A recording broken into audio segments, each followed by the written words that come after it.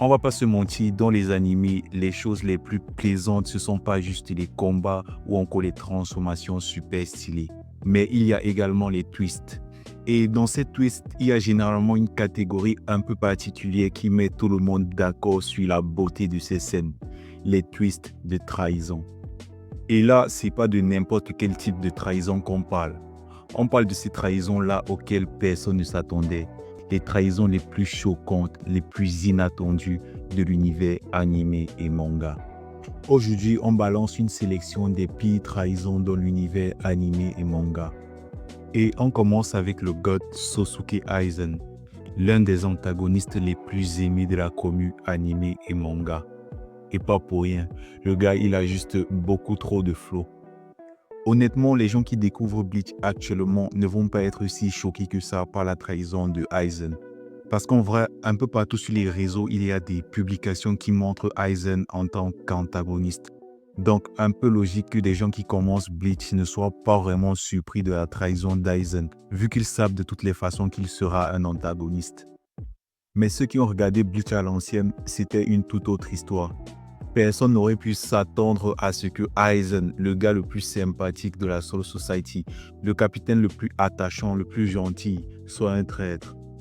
En vrai, personnellement, à l'époque, quand j'ai regardé, j'aurais tout misé sur Gin en tant que traître. J'aurais jamais pu imaginer qu'en fait, c'était Aizen le traître et que Gin, il était sous les ordres de Aizen.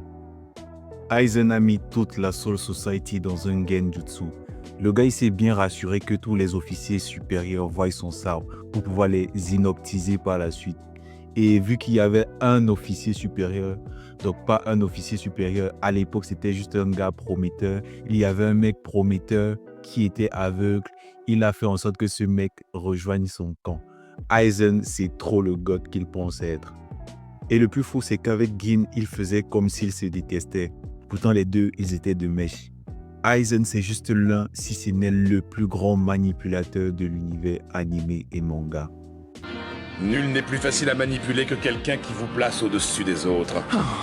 C'est pour ça que je fais en sorte qu'elle travaille avec moi. L'admiration est le sentiment le plus éloigné de la compréhension. On enchaîne direct avec Kanjuro de One Piece. Kanjuro est clairement le plus grand acteur dans l'univers animé et manga. En vrai, il y a personne qui aurait pu imaginer que le gars il était un traître. Kanjuro, membre des Fourreaux Rouges, a intégré l'équipe d'Oden. Il s'est battu avec eux. Il s'est sacrifié pour eux. Le gars, il a littéralement failli mourir pour la cause, pour les trahir à la toute fin. On va pas faire le Big Three et oublier Naruto quand même. Dans Naruto, il y a plein de trahisons. Tellement il y en a que, en vrai, c'est difficile d'en choisir une seule.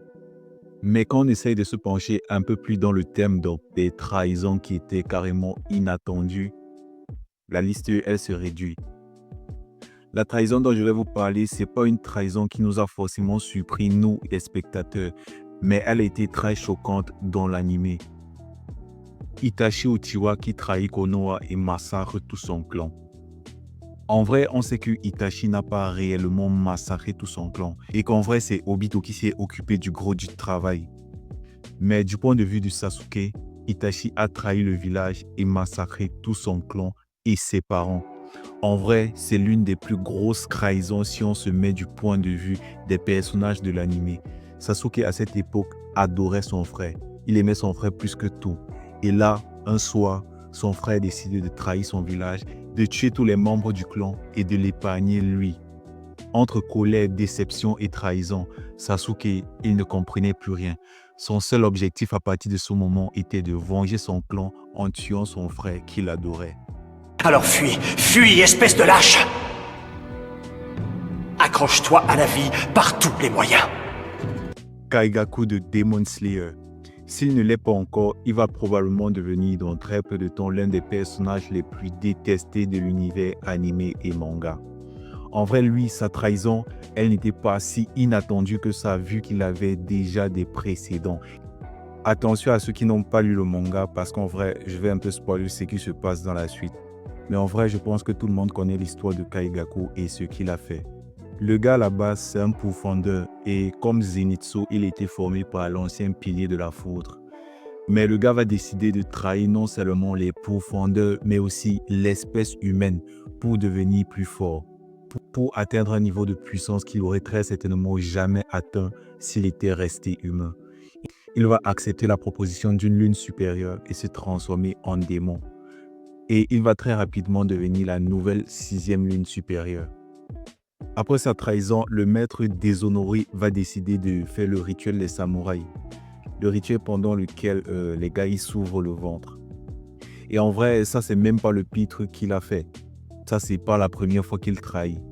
Si vous vous souvenez bien, si vous avez regardé la dernière saison de Demon Slayer, vous avez forcément eu à voir le flashback du pilier de la roche. Et le petit gars dans le flashback qui va décider de balancer tous ses potes pour suivre lui. C'est exactement le même mec. Donc le gars, il va se faire choper par un démon et pour pas se faire bouffer, il va proposer au démon de bouffer ses potes à la place. Il va donc conduire le démon chez eux et lui ouvrir la porte en retirant la protection anti-démon. Donc le mec, il va littéralement donner toute sa famille, sa nouvelle famille en pâture au démon. Juste pour pas mourir lui. Et le plus ouf, c'est que en vrai, il aurait pu ramener le démon chez lui et entrer dans la maison. Là, le démon, il n'aurait pas pu rentrer avec lui, vu qu'il y a un truc qui est censé empêcher les démons d'entrer. Donc, techniquement, il aurait pu ramener le démon et courir rentrer dans la maison sans forcément retirer la protection. Déjà qu'à partir du moment où le démon le laisse se rapprocher de la protection pour la retirer, il n'a plus vraiment besoin de trahir ses amis. Le démon, il ne peut plus rien lui faire vu qu'il est déjà trop proche de la protection. En vrai, je comprends même pas pourquoi il a trahi ses potes. Il aurait juste dû rentrer dans la maison. Là, le démon, il ne peut pas rentrer et tout se serait bien terminé. Mais le gars, il a décidé de sacrifier toute sa famille, toute sa nouvelle famille. En vrai, sans aucune raison, parce que s'il réfléchissait un peu, il n'avait même plus besoin de les sacrifier. Et maintenant, on fait un petit tour dans SNK Shingeki no Kyojin pour parler de l'une des trahisons les plus inattendues de l'anime game. La trahison de Reiner et de Bertholdt. Reiner et Bertholdt, membres du bataillon d'exploration comme Eren, ils se sont battus ensemble, ils ont mangé ensemble, ils ont ri ensemble. Et un jour comme ça, Reiner balance, au fait Eren, je suis le titan cuirassé et lui là, c'est le titan colossal. Juste comme ça. Déjà, c'est une dinguerie de balancer ça comme ça. Et après, c'est un gros manque de respect. Je suis le titan cuirassé et Bertholdt est le titan colossal. Hein? Qu'est-ce que tu racontes? Tu dérailles? Il a dû prendre un coup sur la tête. Ça suffit, Reiner. Notre objectif était clair dès le départ. Nous voulions tout simplement éradiquer l'humanité. Finalement, rien ne nous oblige à en arriver là. Voilà, on a fait le tour des trahisons les plus choquantes dans les animés. Dis-moi en commentaire quelle autre trahison mériterait d'après toi d'être dans ce classement. Et n'oublie pas de lâcher un like, de t'abonner, d'activer les notifications pour ne pas rater la prochaine vidéo. C'était FK. Sur ce, ciao.